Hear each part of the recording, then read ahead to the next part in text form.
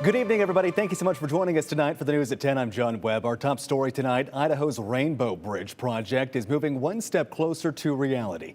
The Idaho Transportation Department unveiled updated designs today. The existing bridge has been recommended for replacement due to safety issues and increased traffic needs. KTV's Cooper Morgan joins us now in studio. And Coop, what was the goal of today's open house? Well, John, it was really education and moving forward with the next steps, all that presenting to the public. ITD brought in engineers to speak with those members of the public. If they had questions, then the public could see the proposed bridges and voice concerns if they had them.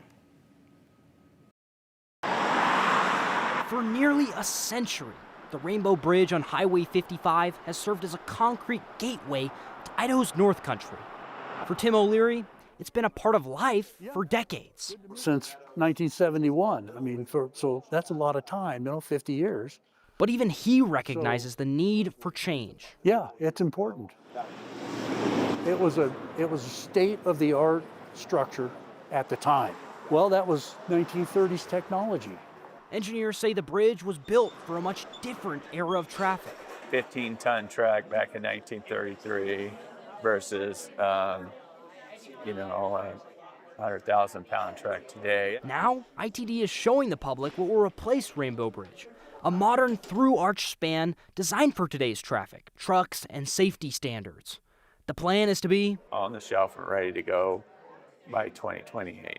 The estimated price tag, around $65 million. So in our analysis, we could determine that through-arch kind of fit the best, and it was one of the more practical options that we had. The new design would make the roadway wider, including shoulders up to 17 feet in some curves, giving campers, commercial trucks, and snowplows more room to move safely. If you went over the old bridge right now, or if you're towing like your camper or something, it's a little, you got to slow down quite a bit. ITD is also asking for input on railings and the retaining wall art. In our past public meetings, the public really liked the natural type finishes.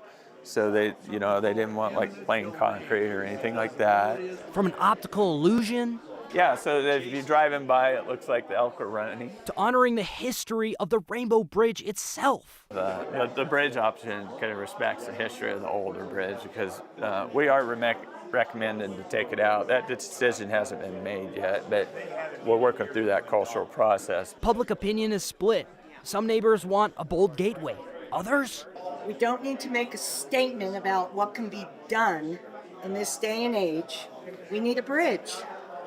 We need a simple, reasonably priced bridge. Gurley says all of that feedback factors into the final design. We need that feedback. We use that feedback, and then that's how we're getting to these options right now. We've heard that before, too. ITD engineer Dan Gurley says all of that feedback factors into the final design. I worked in bridge for over 20 years, so I'm biased to the bridges anyway, but this is like a signature type project too, so definitely enjoy it. Again, public comment is open during this time, and no, your Facebook or Instagram comments won't count.